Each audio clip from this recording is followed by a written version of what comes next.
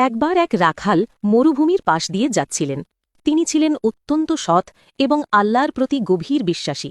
সেখানে এক ধনী ব্যক্তি একটি কূপ খনন করে রেখেছিলেন। তৃষ্ণার্থ মানুষ এবং মুসাফিরদের জন্য তিনি সেখানে একটি শর্ত লিখে রেখেছিলেন, যে কেউ এই কূপের জল পান করবে সে অবশ্যই যেন একটি রুটি গরিবদের দান করে। রাখাল গরুর পাল চড়াচ্ছিলেন এবং নিজেও খুব তৃষ্ণার্থ ছিলেন। তিনি কূপের কাছে গিয়ে দেখেন রুটি দান করার জন্য তার কাছে একটিমাত্র রুটিই আছে। রাখাল ভাবলেন, আমি তো নিজেই গরিব, আমার সব সম্পদ বলতে এই এক টুকরো রুটি। যদি এটি দান করি তবে আমি নিজেই না খেয়ে থাকব। কিন্তু পরক্ষণেই তার মনে পড়ল আল্লাহর কথা। তিনি ভাবলেন, আল্লাহর শর্ত পূরণ করাই আমার কর্তব্য। রিজিকের মালিক তো আল্লাহই। তিনি সেই রুটিটি একজন গরিবকে দান করলেন, আল্লাহর উপর ভরসা রেখে। এরপর তিনি তৃপ্তির সাথে কূপের জল পান করলেন।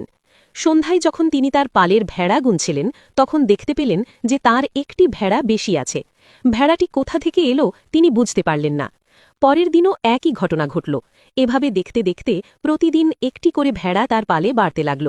অল্পদিনের মধ্যেই তিনি ধনী হয়ে গেলেন। পরে রাখাল জানতে পারলেন যে প্রথম দিন তিনি যে গরিবকে রুটি দান করেছিলেন, সেই গরিব আসলে সেই কূপ খননকারী ধনী ব্যক্তিটিই ছিলেন। তিনি ছদ্মবেশে মানুষের বিশ্বাস ও সততা পরীক্ষা করছিলেন।